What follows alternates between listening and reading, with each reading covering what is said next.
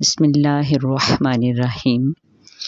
راتیں جو اللہ تعالیٰ نے انسان کی آسائش کے لیے بنائی ہیں، تسکین کے لیے بنائی ہیں، ہر ایک کا جی اس وقت آرام کی طرف جھکتا ہے۔ بادشاہ اپنے گرم بستروں، نرم تکیوں میں مست خواب ہیں، اور یاسین، طٰہٰ، مدثر اور مزمل کی شان والا ایسے سہانے وقت میں، ایسے ٹھنڈے زمانے میں وہ معصوم، بے گناہ، پاک دامہ، عصمت پنہاں اپنی آرام، اپنی آسائش کو چھوڑ کر، خواب اور آرام سے منہ موڑ کر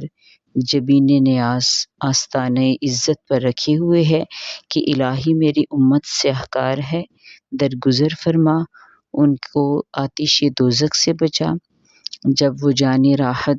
بارگاہ الہی میں سجدہ کرے تو ربی حبلی امتی فرمائے۔ قیامت کے روز جو کہ عجب سختی کا دن ہوگا، تانبے کی زمین، ننگے پاؤں، زبانِ پیاس سے باہر، آفتاب سروں پر، سائے کا کوئی پتہ نہیں، حساب کا دغدغہ،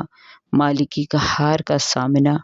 عالم اپنی فکر میں گرفتار ہے، مجرم بے یار و مددگار جدھر جائیں گے سوائے نفسی نفسی اذھبوا الی غیری کچھ جواب نہ پائیں گے۔ اس وقت یہ محبوب غمگسار ہی کام آئے گا۔ امامہ سر اقدس سے اتاریں گے، سر مسجود ہو کر